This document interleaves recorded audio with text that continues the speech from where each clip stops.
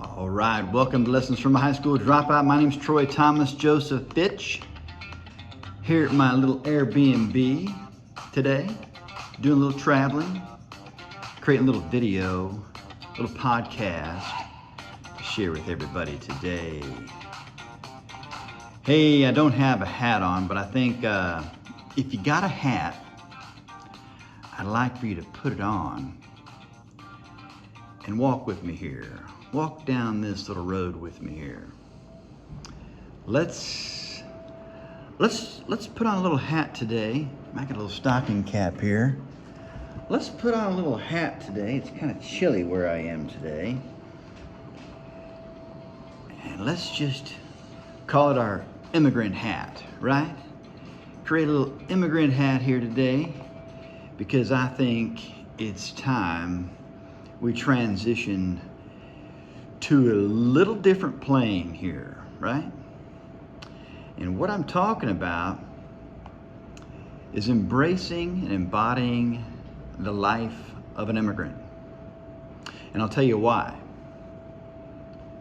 Immigrants in the United States, they try harder, they work harder, and often have higher values and standards for their way of living. Now let me share a little bit with you, because a lot of times people probably listen to these podcasts and go, where's he coming? He's always from left field. Well, I think sometimes left field, right field, somewhere outside of the ballpark is probably a good idea to start, right? That's where some of the greatest things happened, is, outside of the box, outside of the norm, right? Some of the greatest corporations we have were started while people were still in school studying, college, right? Whatever. I get it. They don't, this post haste, just get moving, get it out there. Well, there was a study in 2017, the Cuban Entrepreneurship Index, shows that immigrants are more entrepreneurial than native-born Americans. Why is that? I think it's because the grit, the struggle, and dedication. Dedication is big here, okay? Every year since 1996 to 2016, the pace of immigrants starting businesses outpaced the U.S.-born citizens twofold. Twofold. That's big. That's huge, right? I mean, that's pretty easy math for a high school dropout. How can you handle it, right? That's big. Whether it's the corner mom and pop taqueria or a Silicon Valley startup, immigrants are far outpacing us. Far outpacing us. According to a nonpartisan partnership for new American economy, I should say, over 40% of Fortune 500 companies had a founder who was either immigrant or the son of an immigrant. It gets big, folks. You just stay with me here. You're going to learn something on Lessons from High School Dropout. This lesson here is really, really important. Another key measure of financial strength at which foreign-born Americans outpace native-born, immigrants use credit less often in purchasing cars, homes, and starting businesses. For example, a Pew Research study shows that 34% of foreign-born Hispanic Americans report no credit card or installment loan debt of any kind, as compared to just 19% of the general population. You got your hat on yet? Yeah, this one's keeping me kind of warm right now, Ever since I got my hair cut nice and short, like my wife said, it's a haircut. It's like bald. There's no haircut when you have hair like this. But anyhow, let me give you a rundown of a few immigrants that have made a big difference in our lives, right? How about we start with Alexander Graham Bell, right? Over 100 years ago, Alexander Graham Bell created the telephone. He's a Scottish immigrant. Somewhere in the 21st century, Steve Jobs created the iPhone. He's the son of an immigrant, a Syrian immigrant. Good thing we let his family in here, right? Jeff Bezos, founder of Amazon, son of an immigrant. He's a Cuban refugee. So go on down, we got Big Lots, founded by a Russian, Sol Shink, right? Sol Shink, Big Lots, Russian immigrant. Google, founded by Larry Page and Sergey Megalopolis Brin. Sergey Brin, let's just call him Sergey Brin. Otherwise you get into those 13 letters and this dropout ain't figuring that out, right? Yahoo, Jerry Yang, Taiwanese immigrant. By the way, you know, something about, Jerry Yang, his daddy died when he was 2. His mother moved here when he was 10 from Taiwan. And she had, some parents had moved here too. So they was able to help him and his brother while his mother was teaching English. She was an English teacher, a Taiwanese English teacher, right? I mean, people work to get here, and they work to learn language, and we don't even learn a second language. So come on now, I want to learn some Spanish. I got some friends who speak Spanish, and I'm going to tell them all. I told some of them, don't speak to me in English, speak to me in Spanish. Text me in Spanish so I can figure it out. How about Sun Microsystems? It was founded by four individuals, 2 Americans, a German, and an Indian. Andy Beckelsheim and Vinod Khosla, who's from India. How about we go down to Chobani? Chobani's a really good success story. It's a recent success story. This gentleman, he came here, he's of Kurdish descent, and he came here from Turkey.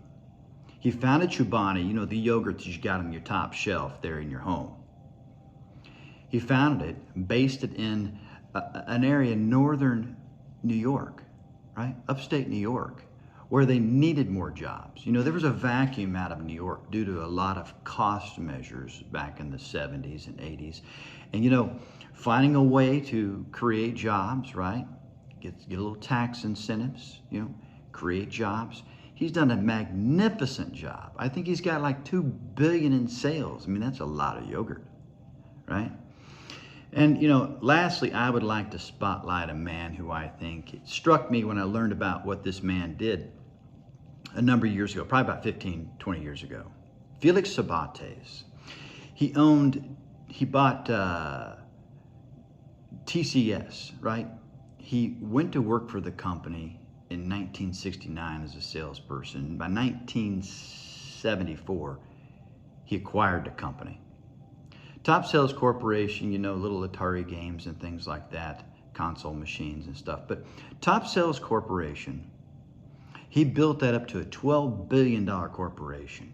He sold that company in the early 2000s for a well below market value. Instead of doing what a lot of people do, taking it public and, man, you're creating a lot of wealth there. He sold the company to his employees and built wealth for their finish, right? They're getting a great finish. This man already had made it. He already had plenty of cash. Felix Sabates came here from Cuba as an immigrant. 1964, I think it was. Maybe it was earlier than that. I can't quite recall exactly. But, he had his own struggle too. Back in I think it was 64, he was living in Lexington, Kentucky, and he had his own run-in with the Ku Klux Klan, right? They didn't want anybody of any kind of different skin color, right? But these men and women who come here from other lands are prospering and doing more than what we're doing right here. This podcast was inspired by Henry Cairo. Henry Cairo was our Lyft driver this week, and when we took time to go visit Fort Lauderdale and just kind of absorb some of the sun in Florida and have a little seafood, little Bubba Gumps. And, Henry was sharing about his life. He migrated here from Cuba at the age of 14. He's 29, has 3 children, like 9, 6, and one's like 9 months old. And he shared it this way. Now, I'm a person of listening to words and really taking them in, because people's words will tell you a little more than just what they're trying to say sometimes. You see, he said, we come here as the people of Cuba, Cuban immigrants. We come here to create a life, he said. Now, I don't know about you, and I hope you're different than me already. But I was not raised to create a life. I was raised to, go to school, make some grades, get an education. If you feel like you need to your college material, you go to college. If not, you don't, whatever. You go get a job, pay taxes, take some vacations with the family, get married, whatever. And, retire at 65, whatever. Well, I got smitten. Now, and I think it should be a great enticement for some people in this world. I started working at 12. I filed my first tax return from 1976. I was 12 years old. I went to go work as a dishwasher for Papa Nick's 2121 Club in Gladstone, Missouri. I had paper routes, shoveled snow, mowed grass. I was always an entrepreneur. I wanted to make money. And I was more focused on being able to make money and seeing how I could make money and build a vision for myself, kind of like an immigrant. I had to collect my money from a paper route or I didn't get paid. So, you kind of learn to be a businessman in a certain way at that age. And I think the struggle for me that I faced in my sales career is I launched my sales career in outside sales in 1989, August of 1989. I had just moved to Dallas, Texas. I had an offer from another immigrant from Iran, Masoud Azimi, a wonderful Persian man, wonderful Persian family, big time mentor of mine. He invited me to come into his company and be his first salesperson. I was so grateful and still am. Masoud started me out at a base salary that was going to taper down pretty quick. So what do you do when you got a base salary? Then it's going to taper down to where you get your commissions, right? You run as fast as you can. And that's what I did. Did I face light bills being turned off or turned back on? Yeah, I struggled. I made it though. I made it. I made it through the grit and the dedication and the push and the struggle, just like an immigrant. I really was just like an immigrant in Dallas, Texas. I was so excited. Big D, right? I started improving my sales career by self-help tapes, some books. I even joined Toastmasters so I could learn how to be able to convey my thoughts and feelings and my sales pitch real good. Big D Toastmasters, which H. Ross Perot was once a member of. Folks, I'm just telling you, I think it's time we all tune it back. Whatever we had going on in our minds and taught and learned, we back it up and say, you know what? I'm an immigrant today. Maybe I'll be Cuban. Maybe I'll be Ukrainian. Maybe I'll be Russian. Maybe I'll be from Mexico. Whatever you want to be in life, you can become and you can achieve. Don't listen to the naysayers. Listen to the guys and girls who cheer you on. Right here at Lessons from a High School Dropout. That's what we do here. As we inspire others, we reach out to the communities.